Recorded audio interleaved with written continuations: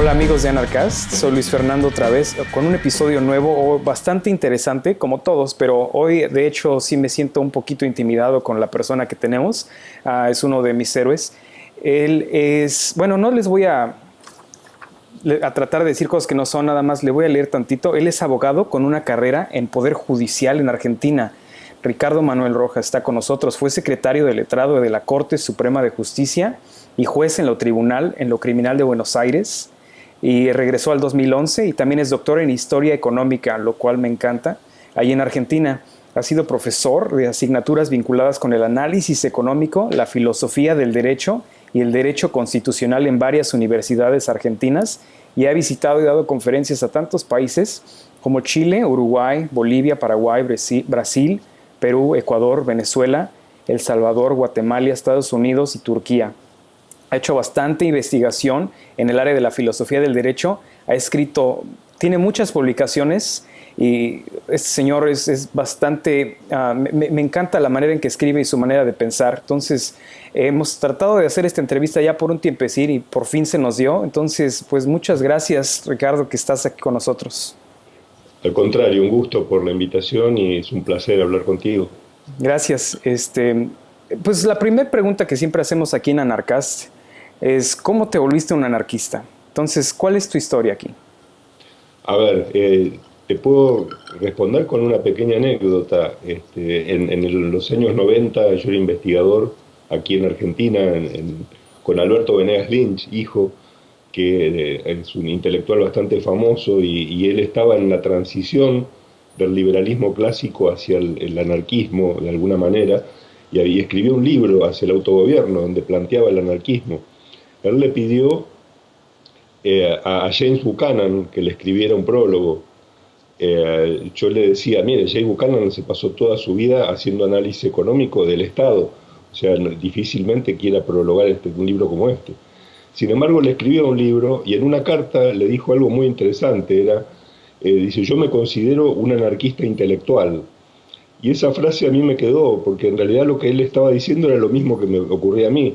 Yo era funcionario judicial, era juez y tenía que vivir todo el día inmiscuido en leyes, en la resolución de conflictos donde el Estado siempre estaba involucrado, pero intelectualmente pensaba cómo se podían resolver todas estas cosas si el Estado no existiera y era de alguna forma ya un anarquista intelectual.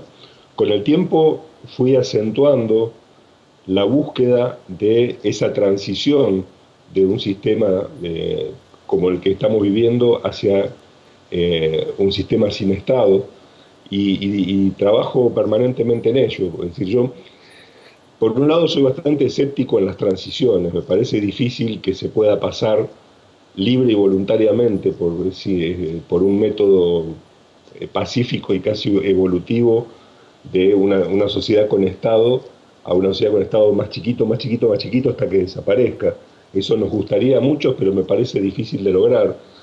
Pero lo que sí hay que buscar son mecanismos en los cuales uno pueda empezar a vivir en un mundo donde haya ciertos ámbitos donde el Estado ya no tenga nada que ver. Y esto se vincula, por ejemplo, con cuestiones tales como las free cities, ¿no? Las ciudades libres y bastantes ideas que se pueden aplicar en la práctica de cómo empezar a organizar el mundo sin la presencia del Estado. Por eso es que yo siempre me considero, digamos, los anarquistas a mí me han considerado como un liberal clásico o un estatista mínimo. Los liberales clásicos me han considerado un anarquista y en el fondo yo creo que aspiro a un mundo sin Estado mientras tengo que seguir viviendo en un mundo con Estado, así que voy tratando de navegar en ambos y tratando de buscar soluciones para ambas situaciones, ¿no? Claro, pero pues también eso somos todos, ¿no? Bueno, cuando menos todos los Claro, anarquistas. El Estado está presente y no se va a desaparecer mañana cuando nos despertemos. Entonces hay que aprender a exactamente, vivir y como dice Doc Casey, hacernos amigos con la corrupción del Estado, ¿no? claro, claro. Pero sí, ya desde hace muchísimo tiempo tengo muy en claro que el final del camino tiene que ser la desaparición completa del Estado. Y hacia ahí tenemos que ir. Y bueno, Me contaste algo muy interesante. Cuando esta persona escribió la carta aparte, tú dijiste, yo ya había pensado en esto. ¿Cuándo fue la semilla plantada de que se dijo, bueno, esto puede ser diferente? Bueno, tiene que ver con muchas lecturas, ¿no? Con muchas lecturas y con esa posibilidad que tuve de, paralelamente a mi trabajo en la justicia, ser investigador en SEADE en Argentina, donde los investigadores eran gente de mucho renombre, con una cabeza muy abierta y que venían de tradiciones muy distintas, en las cuales siempre algún anarquista estaba dando vueltas, y eso a mí me llamaba mucho la atención. Yo de muy joven me pegó mucho las ideas de Ayn Rand, ¿no? Y cuando yo de pronto veía, por ejemplo, veía que Ayn Rand consideraba que los impuestos son un crimen, ¿no? Y al mismo tiempo hablaba de que tenía que haber un monopolio del uso de la fuerza. Y eso a mí me llamaba una contradicción. Y digo, si en realidad le hubieran dejado 10 años más, se hubiese dado cuenta de que no tendría que haber tal monopolio del uso de la fuerza. Pero la conclusión era, si los impuestos son un crimen, esto significa que el Estado no va a existir porque nadie lo va a mantener y la gente va a aprender a buscar alternativas de cómo solucionar sus problemas. Y ahí es donde yo ya a los 20 años empecé a darme cuenta que había otro camino que había que explorar, que no era el liberalismo clásico, que no era buscarle limitaciones al Estado, sino buscar formas de organización donde el Estado no estuviera involucrado. Y a partir de ahí, bueno, fue leer Rothbard, leer a los austríacos, seguir leyendo a los objetivistas y pensar fundamentalmente. Siempre me ha dado risa de que muchas personas dicen que la anarquía es una ideología radical, porque, o sea, lo que se me haría a mí radical es la idea de forzar a las personas a pagar impuestos o a hacer subsidios para ciertas cosas que en realidad no le ayudan a nadie. Claro. En cambio, el voluntarismo, el anarquismo es completamente pues, libre, ¿verdad? Es que para decir que la anarquía o el anarquismo es una visión radical, uno tiene que partir de la premisa de que el uso de la fuerza es parte de lo natural, porque para que yo sea un radical libertario, en realidad a lo que me estoy exponiendo es que usen la fuerza en mi contra. Y si me llaman radical por eso, significa que el uso de la fuerza está de alguna manera justificado por el que me lo está diciendo. Y eso ya es el primer punto que hay que discutirle a esa persona. Mira, tu observación a lo que me lleva es que vos te considerás con derecho de iniciar el uso de la fuerza en mi contra. Eso me encanta. Entonces, de ahí vamos a movernos un poquito a cómo gestó la ideología de la teoría austríaca del derecho. Entonces, Ricardo, 20 años, está todavía probablemente en la escuela, está formando ideas de cómo debe ser y de repente se vuelve abogado. Sí. ¿Cuándo entra la idea de la teoría austríaca del derecho?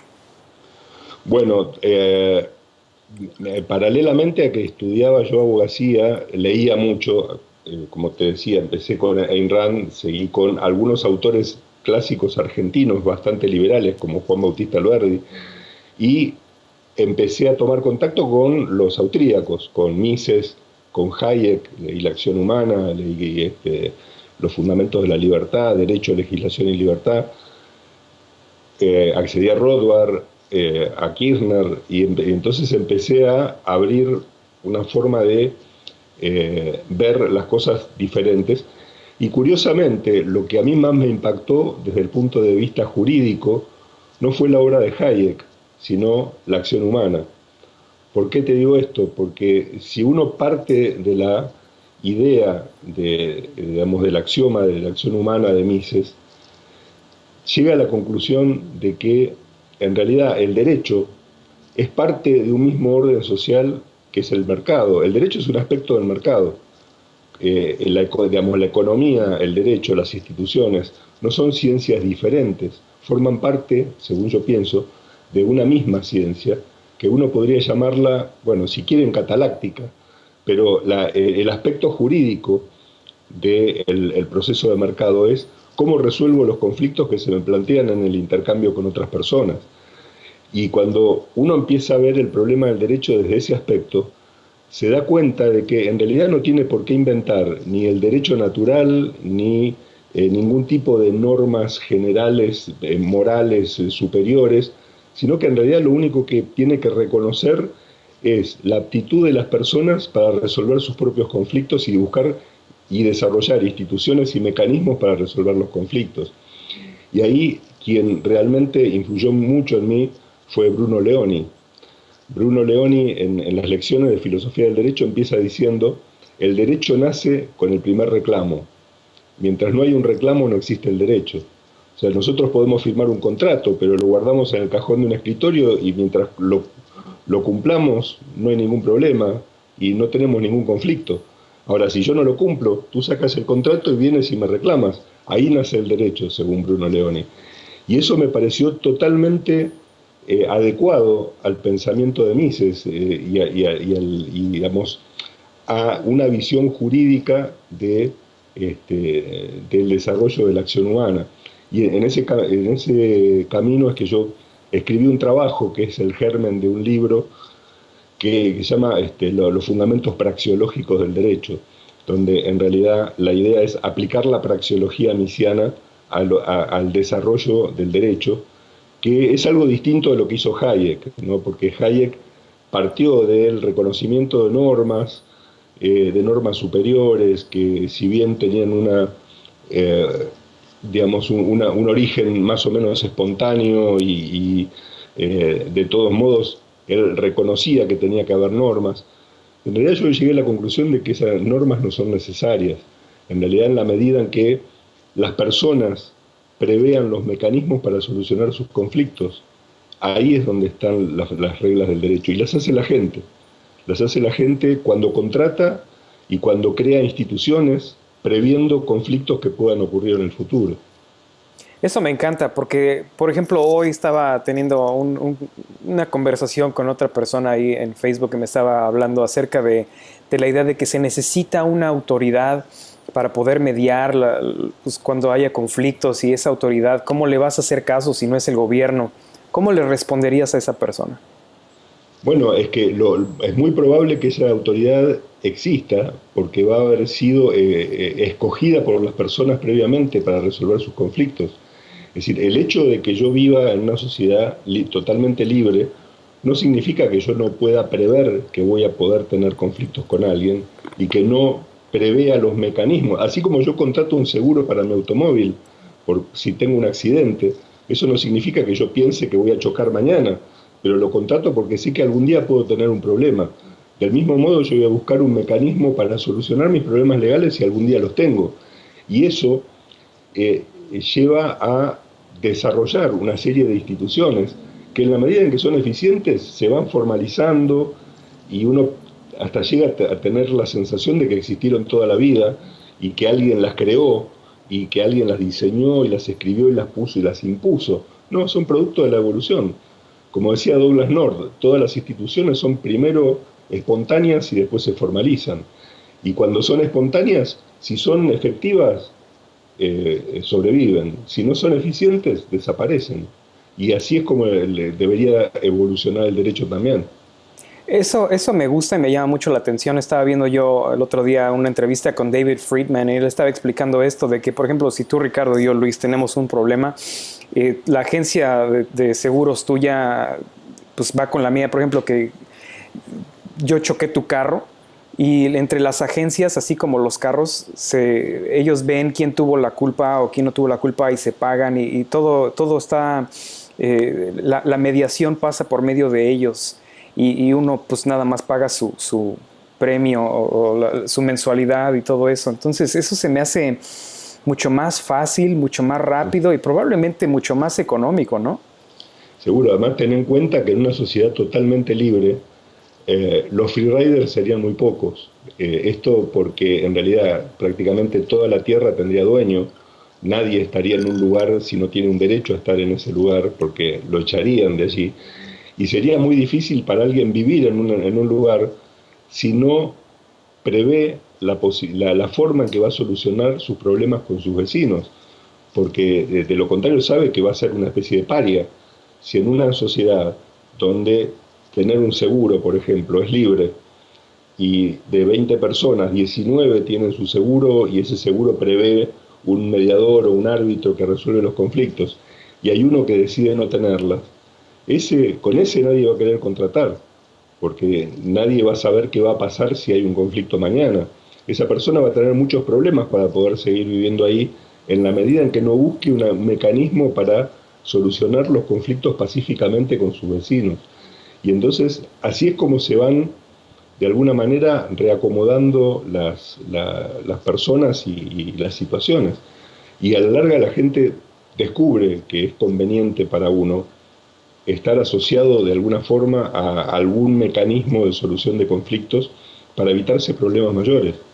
Sí, y también, por ejemplo, para elegir mediadores o árbitros, yo creo que sería igual, de la misma manera que yo, cuando estoy tratando de buscar a alguien que me cambie el piso de la casa o que me pinte las paredes, ¿no? Uno va a internet y ve los ratings que tenga tal compañía y sería de esa manera, ¿no?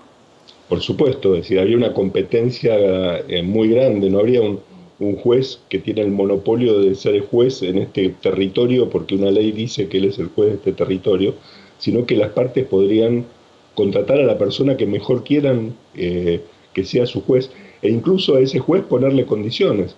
A ese juez decirle, mire, nosotros queremos que resuelva el conflicto utilizando tales criterios o tales reglas en las cuales nosotros estamos de acuerdo, o este 60% del conflicto ya lo tenemos solucionado, queremos que nos resuelva solamente este 40%. Es decir, hay tantas alternativas que sería prácticamente imposible elaborar una regla general que las contenga todas. Y justamente el mercado lo que te permite es eso, elegir el mejor árbitro que vos quieras, elegir el procedimiento por el que querés que resuelva el conflicto, elegir las reglas fundamentales que va a utilizar para resolverlo, elegir cuáles pueden llegar a ser las sanciones que imponga cuando resuelva el conflicto. Todo eso queda librado a la negociación de las partes. Una pregunta, ¿qué pasa si en las sanciones que se dan, por ejemplo, yo no cumplo con mi parte del contrato? Bueno, ahí hay dos alternativas. Si vos estás asociado a la compañía que te presta el servicio, esa asociación genera tu responsabilidad y de alguna manera te ejecutarán. Si no estás asociado, agarrate porque van a venir por mí, van a venir por vos, o sea, tendrás que responder de alguna manera. Claro.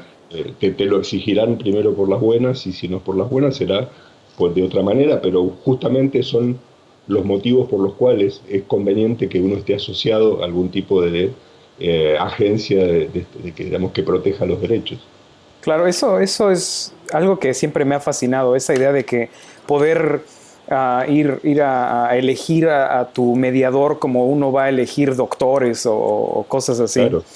Bueno, de aquí algo que ya está relacionándose es con la idea de, por ejemplo, nuestros amigos objetivistas muchas veces creen que hay un conflicto filosófico con el anarcocapitalismo. Entonces, ¿cuál es tu idea acerca de cómo en realidad no existe tal conflicto?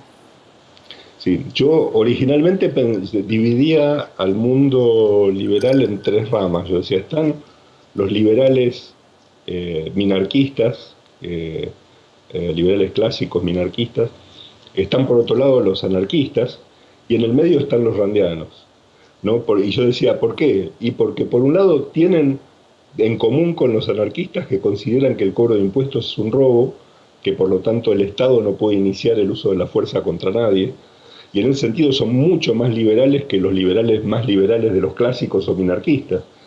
Pero por otro lado tienen dos páginas funestas que escribió Enral en algún momento justificando el monopolio del uso de la fuerza por parte del gobierno, y porque ella en realidad a lo que le tenía miedo es a lo que vos planteabas hace unos minutos, ¿no? Decir, bueno, ¿qué va a pasar si no hay una autoridad que resuelva el conflicto? ¿Se van a empezar a matar todos? ¿No? Y además yo creo que si vos lees esos párrafos en La virtud del egoísmo, ella en realidad está dejando aflorar su bronca contra Rothbard, ¿no? Porque lo menciona expresamente, ¿no? Esta teoría de las compañías de Rothbard y qué sé yo, que son infantiles y que no tienen sentido. Había mucho tal vez de cosa personal allí.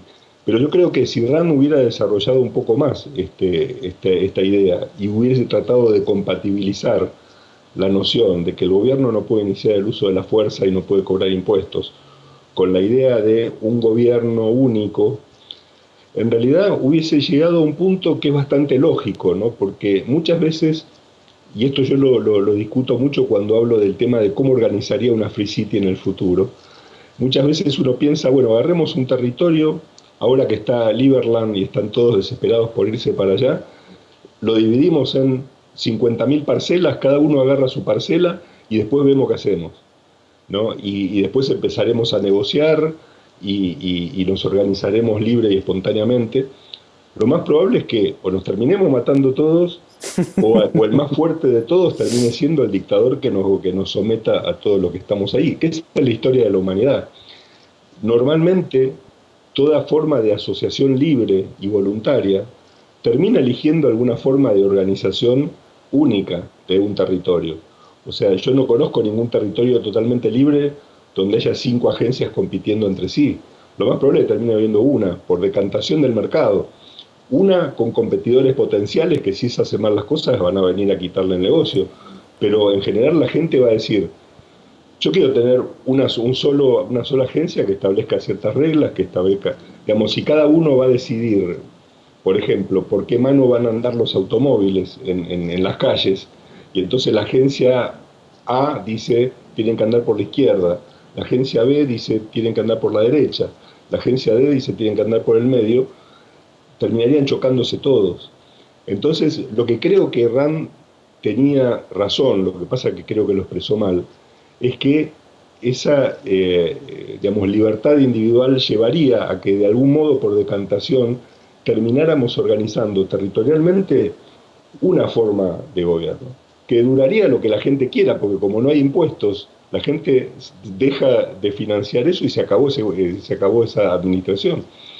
Es lo mismo que un barrio cerrado, pero un barrio cerrado, si bien las personas son libres, son propietarios, cada uno hace con su casa lo que quiere, hay un administrador y ese administrador establece ciertas reglas y todos las acatan.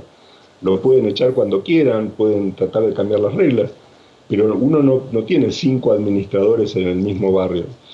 Entonces yo creo que a eso apuntaba Rand cuando hablaba del gobierno en ese sentido. Y tal vez lo expresó muy mal, y tal vez si hubiese tenido más tiempo hubiese podido rectificar eso, pero si uno le da ese sentido a la expresión de Rand, lo une con esto de que el cobro de impuestos es un crimen y que nadie tiene derecho a iniciar el uso de la fuerza contra otro, te lleva a una posición muy cercana, casi, digamos, metida dentro del anarquismo. Y por lo menos esa es la visión que yo tengo. Tal vez sea una visión benévola porque yo la quiero llevar para allí, pero es la visión que yo he tenido sobre cómo en realidad el pensamiento de Ayn Rand está mucho más cerca de la visión anarquista que de la minarquista. Estoy completamente de acuerdo y hay varias cosas que me agradan acerca de esto. Um, por ejemplo, en lugar de impuestos serían cuotas que pagar como si fuera la mensualidad.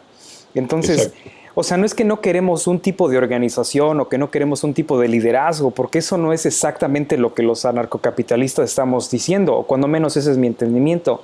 Es la idea de que sea voluntario, que no me tengan que venir los cuates del IRS aquí a mi casa a darme de balazos si no pago el 35% de lo que gano.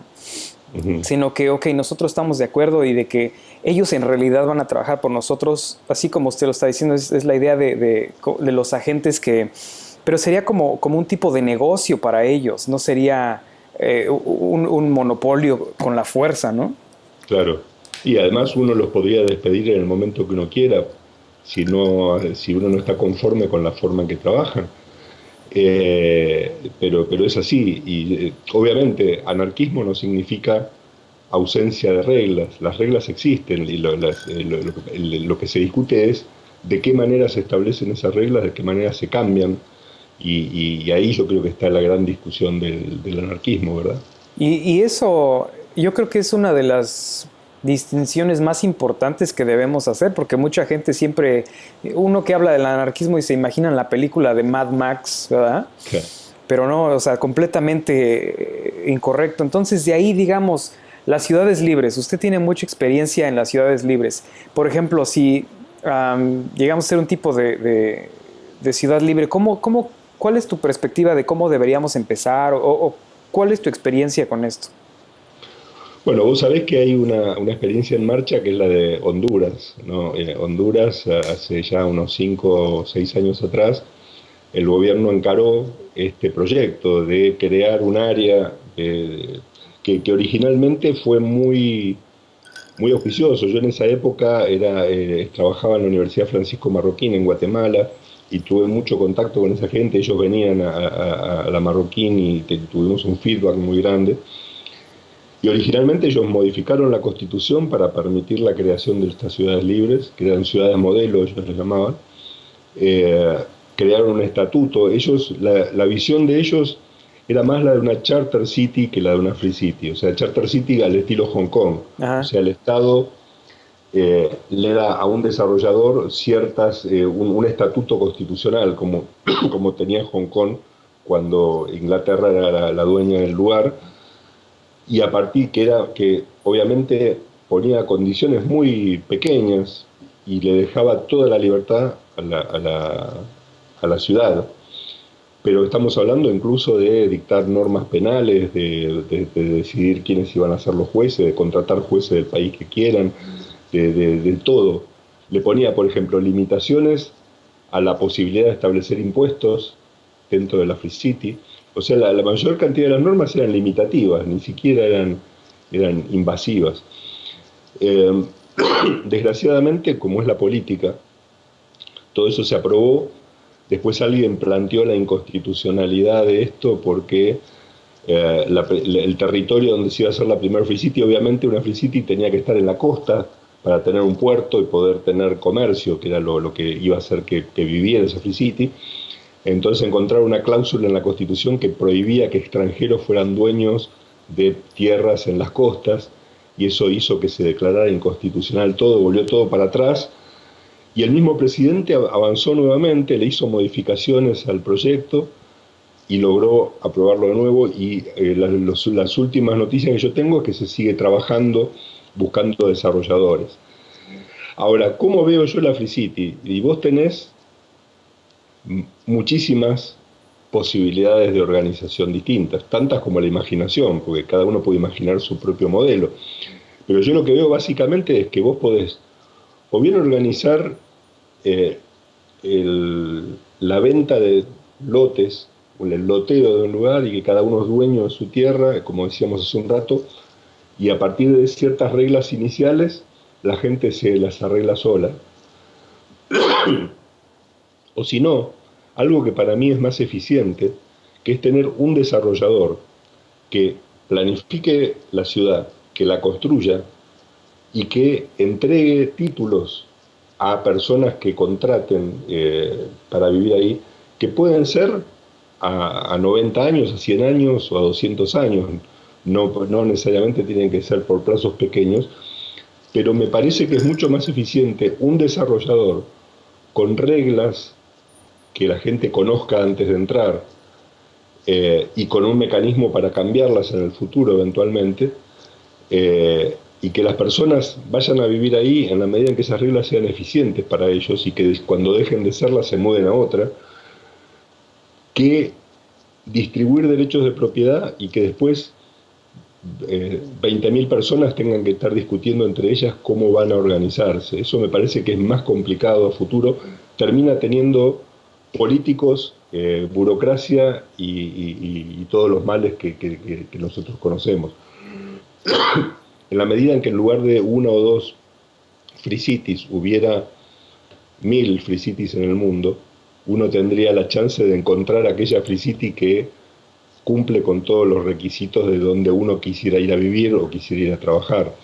Entonces, como te digo, tenés básicamente dos modelos de organización: o un desarrollador que establece las reglas y ofrece el paquete, ¿no? Yo te vendo durante 100 años este territorio con estas instalaciones que vos me pediste y estas reglas de convivencia que son convenientes para vos.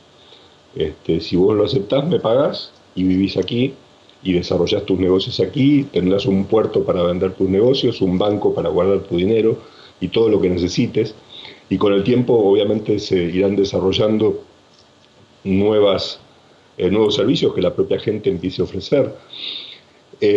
Eso por un lado, o por el otro lado, distribuir por lotes derechos de propiedad, que cada uno haga lo que quiera en esos lotes. El problema grande que existe para que se puedan establecer las free cities es el tema de la soberanía. En el mundo hay muchos lugares muy aptos para establecer free cities, zonas desérticas, eh, costas de África, Belice, por ejemplo, toda la Patagonia Argentina, lugares que hay cientos y cientos y miles de kilómetros desolados, Sí. que perfectamente se podían entregar en propiedad a quien quiera desarrollar algo, y vos sabés que el capitalismo convierte los lugares desolados en jardines, entonces sería maravilloso, pero el gran problema que hay hoy es cómo lograr que te cedan la soberanía en un lugar. Vos sabés que yo he tenido algún problema aquí porque yo propuse algo parecido a esto para solucionar el conflicto de Malvinas. Ah, Sabés que nosotros tenemos todavía el conflicto con Gran Bretaña por las Islas Malvinas que no se ha solucionado. Y claro, para Argentina las Malvinas son argentinas y forman parte, están en el mapa, están las Malvinas como si fueran argentinas. Hay una provincia que incluye a las Malvinas, pero lo cierto es que están en dominio británico, que los habitantes se consideran ingleses, que no quieren saber nada con ser argentinos, y es un conflicto que nunca se va a resolver. Lo que yo proponía era congelar la discusión sobre la soberanía durante un siglo y crear una Free City en Malvinas organizada por los propios habitantes de Malvinas, que son entre 3 y 4 mil personas, o sea, nada. Y al mismo tiempo crear un consorcio argentino-británico para la explotación del petróleo y la pesca que hay alrededor de las islas, que es una cosa impresionante, dándole regalías a los habitantes de Malvinas, y que ellos tengan la libertad, cada persona, de ser ciudadano inglés, ser ciudadano argentino, ser ciudadano de cualquier otro país o de ninguno, durante un siglo. Y dentro de un siglo probablemente convertirse en un país independiente o en un lugar independiente, en una free city, o mantener ese estatus que no es nada, que es lo que tendría en estos momentos, que sería lo ideal, y seguir a lo largo de la historia auto-organizándose sobre la base de la libertad y la propiedad, y permitir la explotación de toda la riqueza que hay alrededor, que hoy está en conflicto. Los británicos con unidades militares por las dudas de que los argentinos invadan de nuevo las islas, los argentinos hablando estupideces de que las Malvinas son argentinas cuando no las podemos pisar, y un montón de petróleo y de recursos pesqueros que están ahí esperando que alguien los explote. Curiosamente, cuando yo escribí eso, hubo gente de Malvinas que me escribió y se interesó en el asunto, porque además se dieron cuenta que ellos podían ser asquerosamente ricos si ocurriera algo parecido, y sería una solución, una win-win situation para todos, para Argentina, para Gran Bretaña, para los habitantes de las islas, pero está el bendito problema de la soberanía y del nacionalismo, que es tan difícil de vencer, ¿verdad? se me hace hasta como una enfermedad, ¿verdad? Que no los deja abrir la mente acerca de eso. Ahora, tengo una pregunta acerca de esto de las free cities, que me está, de los dos modelos. Uno es el orden espontáneo y el otro es el desarrollador que hace todo esto. ¿Cuál es la idea detrás de dar el tiempo de 100 o 200 años al venderle los títulos? ¿De dónde viene eso y por qué? A ver, la idea sería una situación ideal donde hay un desarrollador. El desarrollador es propietario del territorio. Lo que él como propietario le daría a quienes vayan a vivir a la Free City son derechos para vivir en ella, que serían temporales, como sería la renta de una parte de su propiedad. Temporales, pero que pueden tener plazos muy largos, porque obviamente uno, si lo que quiere es establecer una industria, lo que necesita es un largo plazo para poder construir su fábrica y todo lo demás. En el caso de Honduras, por ejemplo, el tema es que se le daba, siguiendo un poco la idea de Hong Kong, ¿no? Pero Hong Kong tenía una historia muy específica. Inglaterra había recibido de China ese territorio por un tiempo determinado. Entonces ellos creaban esa Charter City por un tiempo que no podía exceder al que tenían derecho por parte de los chinos. Entonces era lógico que esa Charter City tuviese un periodo de vida, que eran 100 años. Cuando en Honduras se discutió esto, y como el tema de la soberanía estaba muy discutido, decían, no, estamos entregando una parte del territorio, Oh, la forma de solucionarlo fue, bueno, se lo damos por 100 años, no se lo estamos regalando. ok. Dentro de 100 años lo vamos a recuperar como los panameños recuperaron el canal de Panamá o como los chinos recuperaron Hong Kong. Era como para dejar tranquila a la gente, a los nacionalistas que no querían que esto se firmara. Pero lo ideal es que, obviamente, la transferencia de la propiedad al desarrollador o a los dueños, si es que se reparten las tierras entre la gente, sea en forma permanente, no perpetua, como es el derecho de propiedad, no temporal. Ok, eso me hace sentir mejor porque la idea de que, por ejemplo, yo no se lo pueda dejar a mis hijos o ellos no se lo puedan pasar a sus hijos, dije, bueno, si voy a gastar tanto dinero y esfuerzo, pues se me hace un poco infructuoso, ¿verdad? Gastar tanta energía ahí, pero con esa idea eso explica bastante y pues sí, ojalá y llegase pues, completamente pasar del nacionalismo a las ciudades libres. Y por eso es que también surgió la idea de Patrick Friedman, ¿no? De las seasteading. Patrick Friedman, el nieto de Milton Friedman, la idea de él es que es más fácil generar la tecnología para construir islas artificiales en el medio del océano, donde no hay soberanía en alta mar, que ir a negociar con un país un pedazo de tierra. Entonces él empezó a desarrollar la idea de crear islas artificiales para crear free cities en el medio del océano donde no hay soberanía de nadie. Y eso está, como idea se está desarrollando también. De hecho, vos sabrás seguramente que hay hasta en Silicon Valley hay varias empresas que tienen la idea de trasladar todas sus oficinas 50 kilómetros mar afuera frente a San Francisco, donde ya no funciona la ley norteamericana, cosa de poder seguir operando desde el alta mar como una especie de free city en el medio del océano y evitar las regulaciones del gobierno norteamericano. O sea que en todos lados se están pensando cómo evadir o cómo evitar las regulaciones estatales, lo cual es muy bueno. Esa idea sí la vi hace un par de años y me encantó.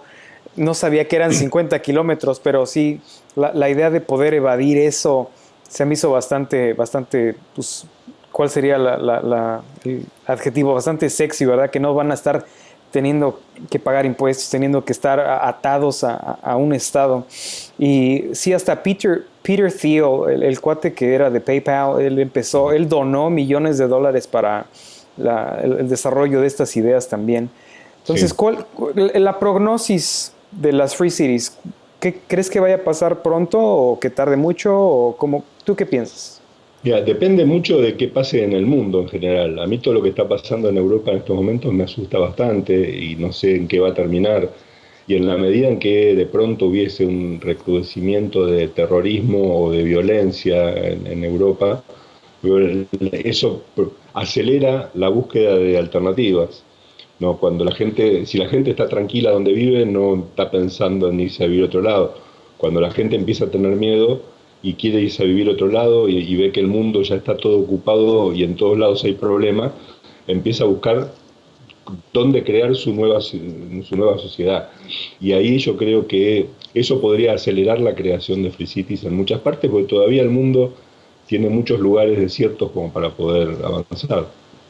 Eso es bastante cierto. A mí me toca viajar bastante por mi trabajo y, por ejemplo, aquí en Estados Unidos, que supuestamente es un país primermundista, hay tantas cosas todavía tan salvajes y o sea, siento como que estoy así en la Sierra de México, de que no hay nada, está Mm. completamente inhabitado. Entonces hay muchos lugares donde se pueden hacer esto. Y, como dijiste, en Patagonia, ahí está tan Seguro. desolado, Tenés de Australia totalmente desolado. desértica, buena parte de las costas de África, Hay muchos lugares y realmente tampoco es que se necesita tanto. Yo sueño con un mundo dentro de 100 años donde haya 200 países y 2000 free cities, todos compitiendo entre sí. Eso me encanta. Y que hubiera una especie de confederación al estilo Star Wars de free cities libres en el mundo para protegerse contra la invasión de cualquier país que quiera avanzar. Que ese es el otro problema, ¿no? Porque los hondureños, por ejemplo, tenían el temor, bueno, está bien, ahora lo hacemos, traemos, invertimos, ahora el día de mañana, cuando tengamos nuestras fábricas, prosperidad, entra dinero, ganamos mucho dinero, ¿qué va a impedir que de pronto algún gobierno populista nos mande 20.000 personas a destruir nuestra Free City y a recuperarla para el pueblo hondureño o cosa por el estilo? Uno siempre también tiene el temor de que tu vecino por ahí tiene un ejército que te va a tratar de invadir. Obviamente uno va a tener los recursos para defenderse, pero lo ideal es ir previendo todos estos problemas para el futuro, ¿no? Claro, claro, absolutamente. Y sí creo que también las agencias que van a hacer lo de ah, el arbitraje y todo eso probablemente tengan suficientes recursos, ¿verdad? Para Seguro. cuidar eso. Ah, te agradezco bastante por esta entrevista. ¿Hay alguna otra cosa que nos quieras comentar o algunas páginas que quieras comentar para la gente que nos está viendo? No, mira, yo estoy ahora presentando mi último libro. De hecho, mañana me voy a una provincia de Tucumán, aquí en Argentina, donde ha habido unas elecciones escandalosas que han terminado en un fraude terrible. Están en medio de esa casi guerra civil y yo voy a presentar un libro cuyo título es Resistencia no violenta a regímenes autoritarios de base democrática.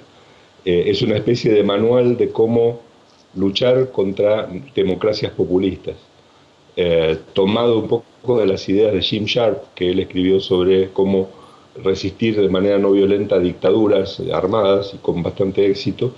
Yo traslado eso a una forma que normalmente no es considerado dictadura, que son los gobiernos democráticos, pero que se pueden convertir en dictaduras y habitualmente lo hacen. Entonces, una serie de recetas preventivas, cómo evitar que se convierta en dictadura y cómo luchar contra ellas cuando se convierten. Es un libro bastante polémico que está y que lo quiera ver lo va a encontrar en Amazon y, y bueno, es lo que estoy presentando en estos momentos. Y estoy trabajando en una tetralogía sobre individualismo metodológico, que incluye un libro sobre individualismo metodológico en términos generales, un libro sobre metodología del derecho, un libro sobre metodología de la organización política y uno sobre metodología de la historia. Así que tengo bastante trabajo para el futuro. Eso es bastante emocionante y me encanta escuchar eso. Muchas gracias. Y entonces ya saben, en Amazon pueden comprar su libro. ¿Está solamente en papel o también en ebook? No, está como ebook y como papel, de las dos formas. Perfecto, ya saben, ahí lo pueden encontrar. ¿Tienes una página que quieras decir o nada más el Facebook? ¿O qué? No, me encuentran, si me googlean me van a encontrar en muchos lados. Muchas gracias, Ricardo Manuel Rojas, una vez más aquí en Anarcast Español. Te agradezco bastante. Ya saben, si les gusta esta entrevista, compártala con sus amigos en el Twitter, en Facebook y en cualquier otro lado donde la quieran enviar. Amor, paz y anarquía. Muchas gracias por vernos.